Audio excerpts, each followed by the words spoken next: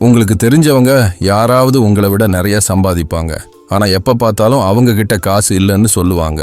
நிறைய கடன் இருக்குன்னு புலம்புவாங்க. அப்போ உங்களுக்கு தோணும், என்னை விட 3 மடங்கு சம்பளம் வாங்குறாங்க இவங்க, ஆனா எப்படி எப்பவும் காசு இல்லைன்னு சொல்றாங்க, எப்படி கடன் மேல கடன் வாங்குறாங்க. சரி விடுங்க. நிறைய பேர் என்ன நினைக்கிறாங்கன்னா, நிறைய சம்பாதிச்சா மட்டும் போதும், எல்லா காசு கஷ்டமும் போயிடும்னு.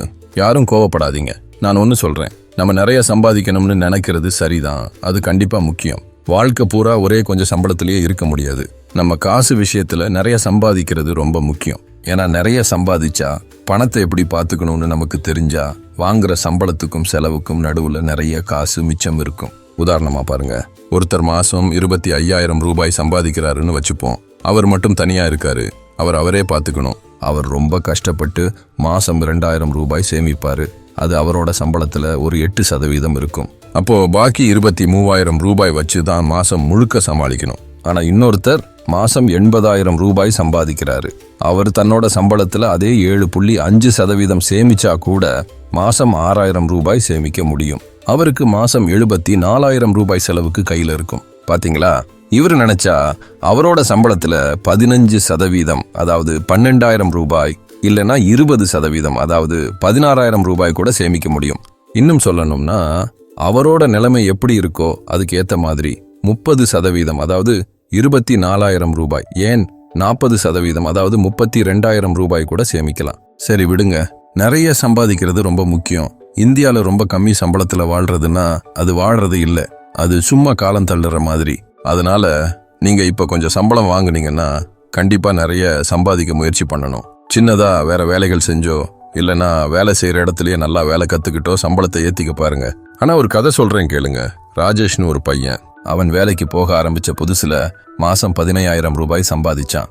அவன் அவங்க அம்மா அப்பா கூட தான் இருந்தான். ஆனா அவன்கிட்ட எப்பவுமே காசு இருக்காது. ஒன்னு சம்பளம் கொஞ்சமா இருந்தது, இன்னொன்னு காசை ஒழுங்கா எப்படி வச்சுக்கணும்னு அவனுக்கு தெரியல. ஆனா ராஜேஷ் என்ன ஆசைப்பட்டான், மாசம் 50,000 ரூபாய் சம்பாதிக்கணும்னு ஆசைப்பட்டான். அப்படி நிறைய சம்பாதிச்சா வாழ்க்கை நல்லா இருக்கும், மாசம் நிறைய காசு தானா மிச்சம் இருக்கும்னு அவன் நினைச்சான். சரி, ராஜேஷ் ரொம்ப கஷ்டப்பட்டு நல்லா படிச்சு அவன் ஆசைப்பட்ட மாதிரி ஒரு வேலையில சேர்ந்துட்டான். மாசம் 50,000 ரூபாய் சம்பாதிக்க ஆரம்பிச்சான். அவனுக்கு ரொம்ப சந்தோஷம். ஏன்னா அவனோட சம்பளம் 15,000 ரூபாயிலிருந்து 50,000 ரூபாய் ஆயிடுச்சு, முன்ன விட 3 மடங்குக்கு மேல.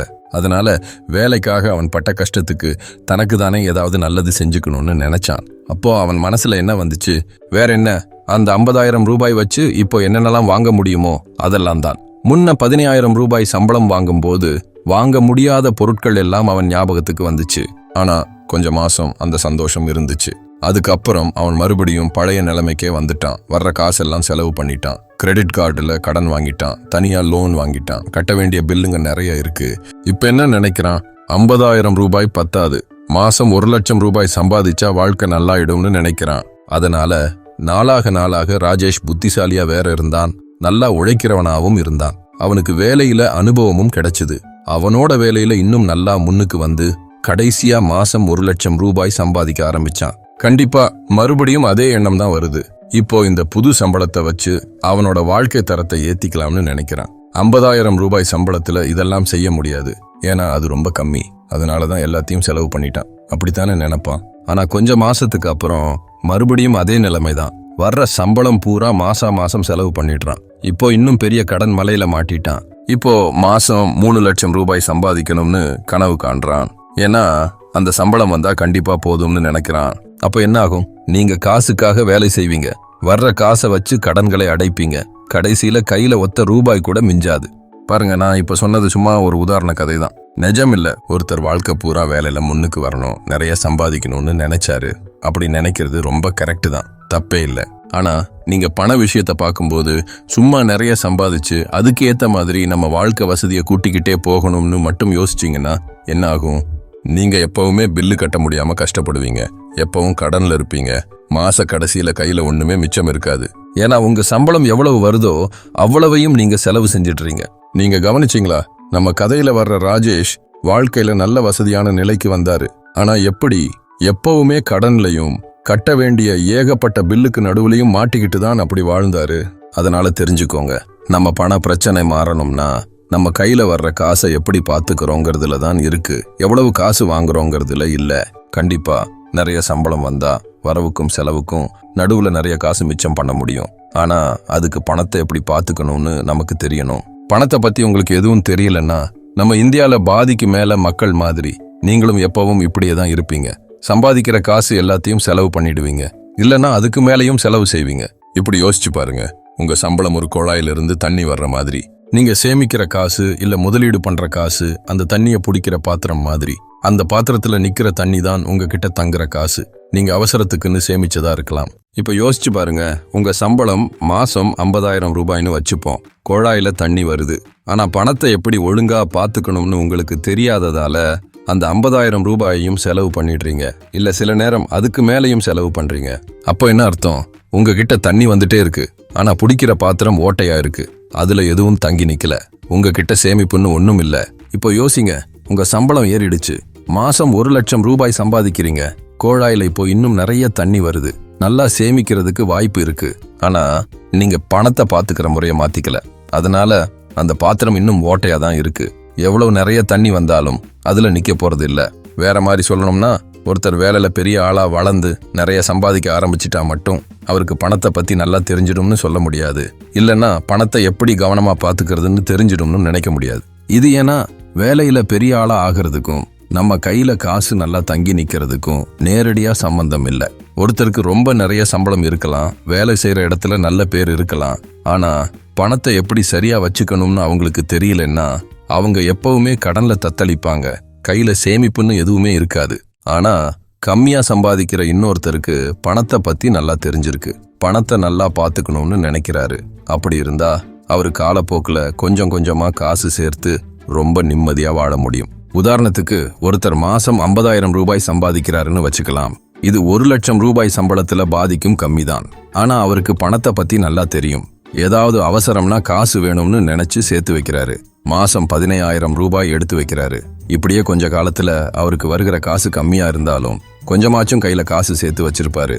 பாருங்க, நாம எப்பவுமே கொஞ்சமா சம்பாதிச்சு காசை சேமிச்சு முதலீடு பண்ணிட்டே இருக்கணும்னு நான் சொல்ல வரல.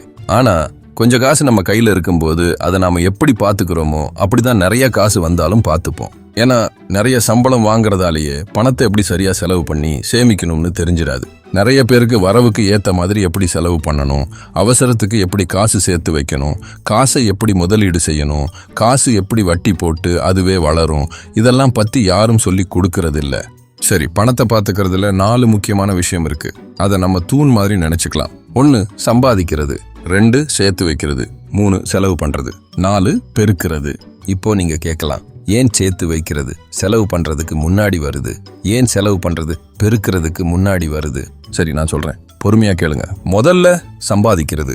நாம கம்மியா சம்பாதிக்கும் போது சேர்த்து வைக்கிறது ரொம்ப கஷ்டம்.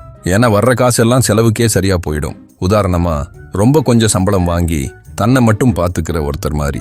இந்த மாதிரி நேரத்துல நான் முன்னாடியே சொன்ன மாதிரி இன்னும் நிறைய சம்பாதிக்கிறது தான் முதல் வேலையா இருக்கணும். அப்பதான் வர்ற சம்பளத்துல கொஞ்சத்தை சேர்த்து வைக்க முடியும், மீதி இருக்கிற செலவு பண்ண முடியும். சேர்த்து வச்ச காசை முதலீடு செஞ்சு பெருக்க முடியும். காசை சும்மா வைக்காம பாத்துக்கலாம். உதாரணமா, நீங்க மாசம் 60,000 ரூபாய் சம்பாதிக்க ஆரம்பிக்கிறீங்கன்னு வச்சுப்போம். உங்க சம்பளத்துல 25% சேர்க்கணும்னு நினைக்கிறீங்க. அப்படின்னா மாசம் 15,000 ரூபாய் ஆச்சு. சம்பளம் வந்த உடனே முதல்ல உங்களுக்குன்னு இந்த காசை எடுத்து வச்சுடணும். இதான் உங்களுக்கு நீங்களே முதல்ல கொடுத்துக்கிறது. அதனாலதான் சேர்த்து வைக்கிறது சம்பாதிக்கிறதுக்கு அடுத்தபடியா வருது. அதுக்கப்புறமா தான் மிச்சம் இருக்கிற காசை செலவு பண்ணணும். அதாவது பாக்கி இருக்கிற 45,000 ரூபாய். அப்புறம் பெருக்கிறது பத்தி சொல்லணும்னா, அந்த சேர்த்து வச்ச 15,000 ரூபாய் அக்கவுண்ட்ல சும்மா கிடக்கக்கூடாது.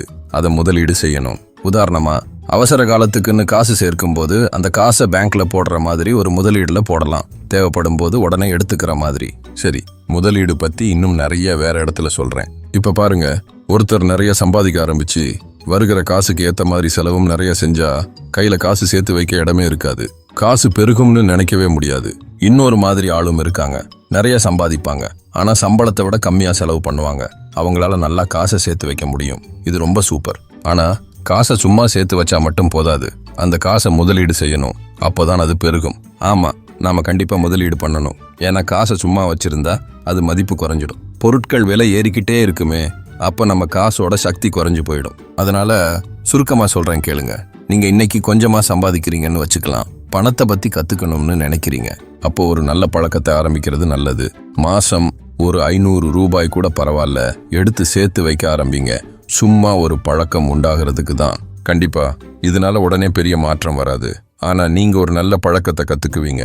அந்த பழக்கம் வாழ்க்கை பூரா உங்களுக்கு உதவும். அப்படியே நீங்க இன்னும் நிறைய சம்பாதிக்க முயற்சி செய்யும் போது உங்க சம்பளம் ஏறும் பாருங்க.